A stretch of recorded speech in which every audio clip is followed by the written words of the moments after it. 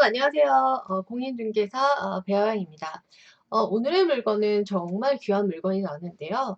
상서면 가오리, 그 다음에 입지는 새만금에 근접한 당연히 도로에 접한 도시지역 땅으로서 교통망은 동서 3축 국도 23호선 부안읍과 인접해 있으며 도시지역은 굉장히 구하기가 힘든, 왜냐면 그만큼 희소한 그런 땅입니다.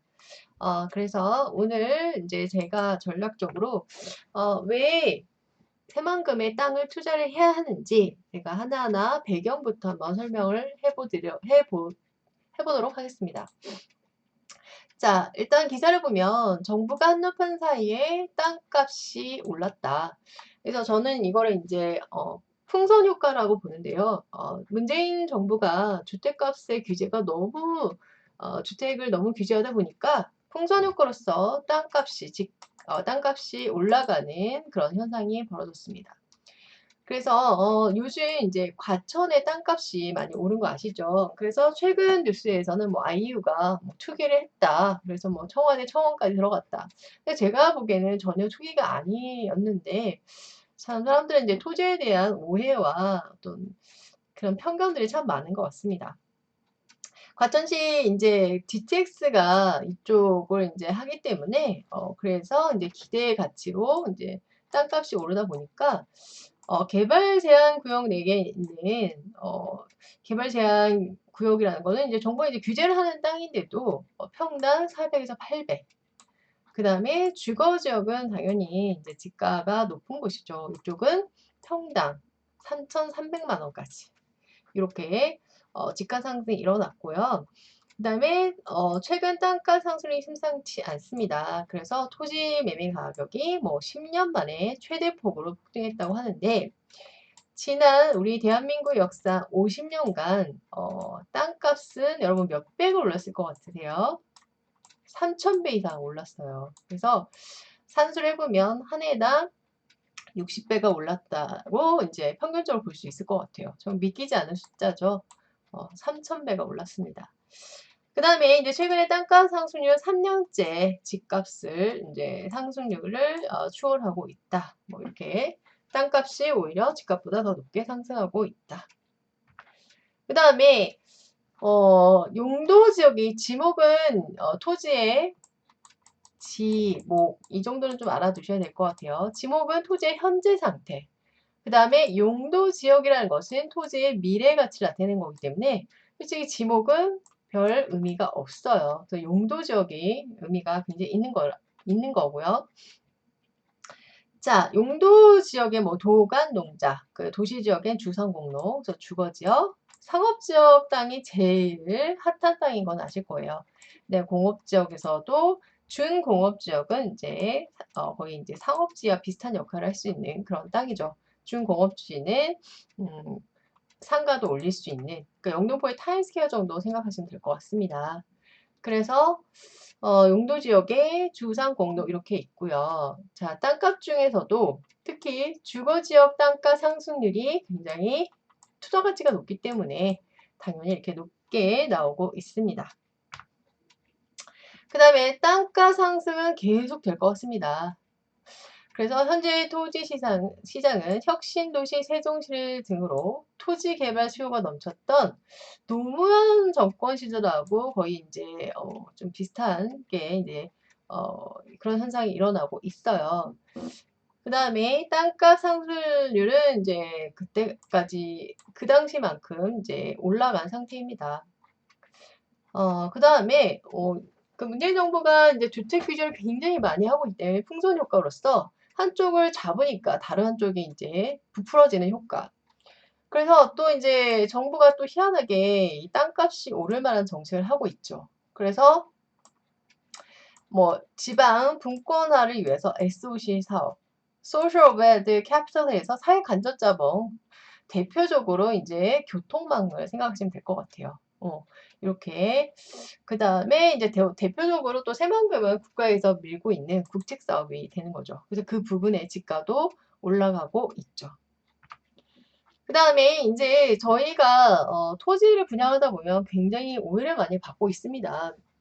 뭐 매스컴이나 뭐 유튜브나 토지 투자에 대해서 기획부동산 또는 뭐 사기 집단 하지만 이제 그들이 파는 땅들은 뭐 맹지나 개발이 안 되는 절대 농지 그러니까 요즘은 용어가 바뀌어서 농업진흥구역으로 바뀌었죠. 아니면 뭐 악산, 임야 개발할 수 없는 이런 땅들은 개발 호재가 있다는 이유만으로 잘 알지 못하는 일반인들에게 팔아서 남의 눈에 피눈 흘리게 하는 그런 악덕 기업들이 있는 것 같습니다. 하지만 저희 중개법인 회사는 토지 이용 계획 확인회에서 이미 확인을 할 수 있는 용도 지역 중에서도 도시지역, 그 중에서도 도로에 접해 있는 주거와 상업지역, 중공업지역을 저희가 분양을 하고 있습니다. 그 다음에 희소성이라는 거는 당연히 뭐 한정판이다. 그래서 샤넬이라는 백이 왜 이렇게 비쌀까요? 솔직히 원가는 얼마 되지 않는데 가격은 어마어마합니다. 하지만 그러함에도 불구하고 사람들은 사려고 하죠. 왜냐하면 희소성이 있다는 거는 소장 가치가 있기 때문이에요. 비슷하게도 주거와 상업지는 이제 우리나라 대한민국 땅은 몇 퍼센트가 산인 것 같으세요? 70%가 산이에요. 그럼 나머지 30% 중에서도 이용할 수 있는 땅, 가치가 있는 땅은 몇 퍼센트 되지 않습니다. 그 중에서도 주거와 상업지역은 더더욱 드물기 때문에 그래서 우리나라가 땅이 좁고 부증성이라고 하죠. 토지는 증가할 수가 없다. 부증성. 근데 이런 분들도 계세요. 공유수면 매립으로써 새만금같이 간척 사업이 돼서 땅이 는 거 아니에요?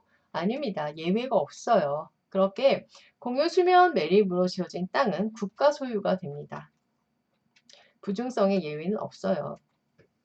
그렇기 때문에 저희가 희소성이 있다는 거는 가치가 높고 당연히 수익을 많이 볼 수 있는 곳입니다. 그래서 절대농지나 임야보다는 당연히 주거와 상업지역, 중공업지역 또는 계획관리지역에 여러분이 투자를 하셔야 되는 거고요. 그 다음에 이제 저희 회사가 요즘 팔고 있는 땅은 부안에 있는 땅이에요. 그러면 새만금 배후 지역에 있는 이 부안의 용도 지역의 현황을 살펴보도록 하겠습니다. 그 다음에 당연히 용도 지역에 이제 도시 지역, 도관농장하고 외우시면 될 것 같아요. 농림지역, 자연환경보존지역. 이게 용도지역이 네 가지가 있어요. 네 가지가 있는데 도시지역 땅이 도시지역과 그 다음에 얘네는 비도시지역 땅이라고 생각하시면 될 것 같아요. 당연히 투자를 어디에 해야 된다? 도시지역에 해야 되는 겁니다. 그래야지 황금성과 리스크가 낮아지는 효과가 있고요. 도시지역에는 이제 주상, 공, 노 이렇게 암기를 해주시면 돼요. 당연히 상업지역이 가장 비싼 땅이죠. 명동의 네이처 리퍼블릭이 어마어마하게 평당 가격이 어마어마한 거 아시죠? 자, 부안의 이 상업지역은 전체 면적 대비 비중이 0.1%밖에 되지 않나요? 엄청난 숫자죠. 그래서 상업지역은 너무 귀하고요. 공업지역 중에서 준공업지역이라는 것이 있어요. 준자가 붙는다는 거는 이 지역이 비록 공업지역이지만 준자가 붙었다는 거는 영등포의 타임스퀘어 같은 공간을 생각하시면 돼요. 아파트도 올릴 수 있고요. 상가도 올릴 수 있습니다. 그래서 준공업지역도 굉장히 가치가 높은 땅이죠. 이런 공업지역 어쨌든 뭐 공업지역은 뭐 세 가지가 있어요. 전용 일반, 그 다음에 준공업지역 0.2%. 자, 그 중에서도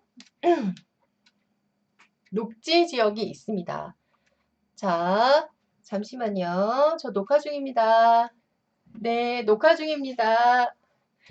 자, 그래서 지금 팀장님이 전화하셔서 오케이. 자, 주거 지역을 보시면 주거 지역은 1.5%예요. 그래서 제가 이걸 보여드린 이유는 상당히 희소한 땅을 저희가 다루고 있다고 생각하시면 될 것 같고요.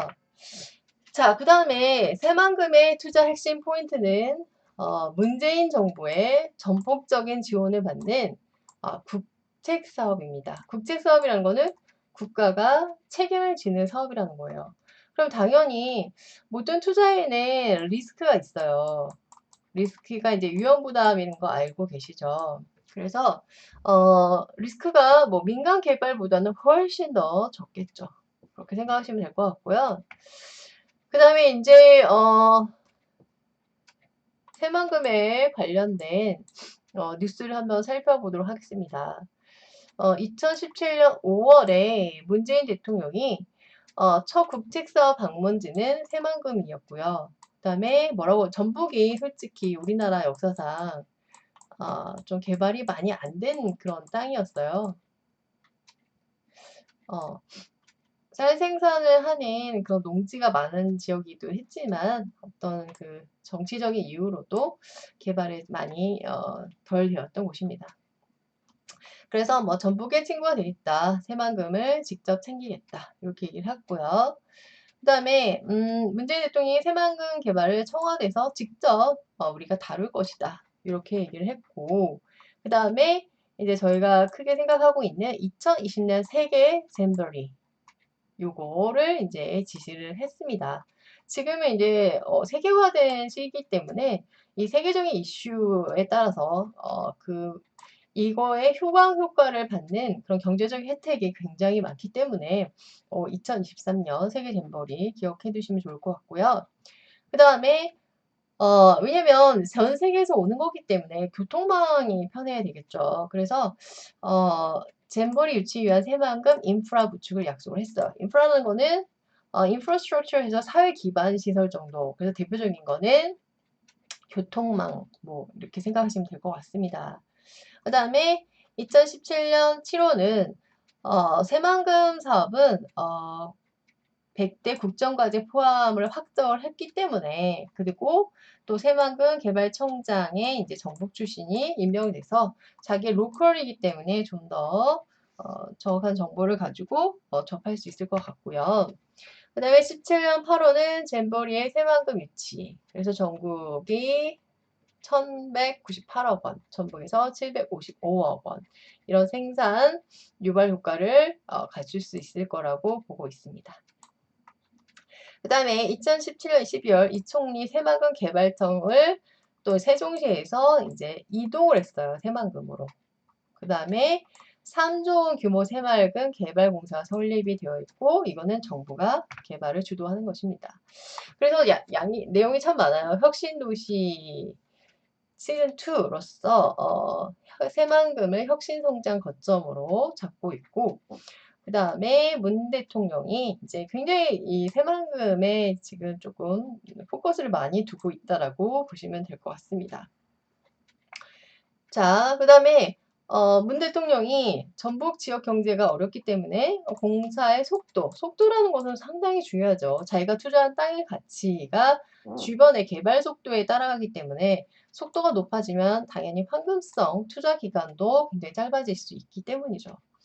그 다음에 새만금 개발공사 9월 설립 개발 속도가 빨라질 것이다. 그 다음에 국제공항 건설 이제 타당성 그런데 이제 최근 기사에서도 이 예비 타당성을 면제하는 그러니까 예비 타당성 조사를 안 하면 그만큼 시간이 단축이 돼서 빨라질 수 있는 거죠.